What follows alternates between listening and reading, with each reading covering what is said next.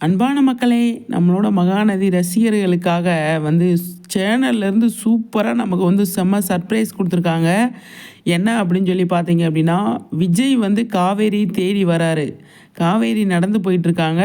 பயங்கரமாக செம்ம புள்ள பயங்கரமாக சிரிச்சிட்டு வருதுங்க. லைட்டாக முகத்தில் அழகான சிரிப்பு. பின்னாடியே வராரு விஜய். ஆஹா! அருமை அப்படிங்கிற மாதிரி இருக்குது. சேனல் வந்து ரசிகர்களுக்காக இந்த இதை விட்டுருக்காங்க அப்படிங்கிறதான் எல்லாரும் நோட் பண்ணி இங்கே பாருங்கள் காவேரி சிரிக்கிறாங்க அப்படின்னு வர சொல்கிறாங்க. அம்மாவுக்கு பண்ண சத்தியம் என்னாச்சு அப்படிங்கிறது தான் நமக்கு ஞாபகம் வந்தது. ஏதோ எப்படியோ இருக்கட்டும், எனக்கு தேவை என்ன அப்படிங்கிற மாதிரி தான் இருந்தது. சூப்பருங்க. விஜய் இனிமேல் அவரோட வேலையை காட்டுவார் அப்படிங்கிறத. விஜய் சிரிப்பை பாருங்களேன், அவ்வளோ சூப்பராக இருக்குது. செம்மையாக ஜாலியாக இருக்கார் அப்படிங்கிறதான். சூப்பர் விஜய் அப்படிங்கிறத. ஆனால் அடுத்தடுத்து இந்த ப்ரொமோ தான் வருமோ அப்படின்னு சொல்லி தோணுது. என்ன பண்ண போகிறாங்களோ அப்படின்னு சொல்லி தெரியல, பார்க்கலாம். கண்டிப்பாக இந்த ப்ரொமோ தான் வரப்போகுது. செம்ம.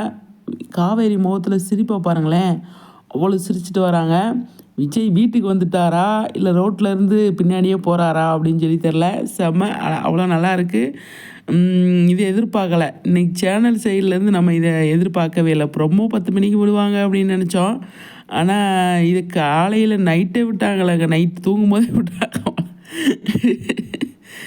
செம்ம சர்ப்ரைஸ். பக்காவாக செம்மையாக வந்து போட்டிருக்காங்க அப்படின்னு தான் சொல்லணும். அந்த அளவுக்கு சூப்பராக வந்து இருக்குது. ரசிகர்களுக்காக அவ்வளோ மெனக்கிட்டு சூப்பரான விஷயத்த கொடுத்துருக்காங்க அப்படின்னு தான் சொல்லணும். அந்த அளவுக்கு வந்து செம்மையாக வந்து சூப்பர் போஸ்ட்டுங்க, சூப்பர் வீடியோ அப்படின்னு தான் சொல்லணும். அந்த அளவுக்கு சூப்பராக வந்து கொடுத்துருக்காங்க. காவேரி முகத்தில் சிரிப்பை பார்த்தோன்னே எனக்கு பயங்கர சந்தோஷமாயிடுச்சுங்க. ஏய் விட்றா, நம்ம பிள்ளை சிரிக்குது, மறந்துட்டு நம்ம பிள்ளை நம்ம விஜயை மறக்கலை அப்படிங்கிற மாதிரி வந்துடுச்சு. சூப்பரில்.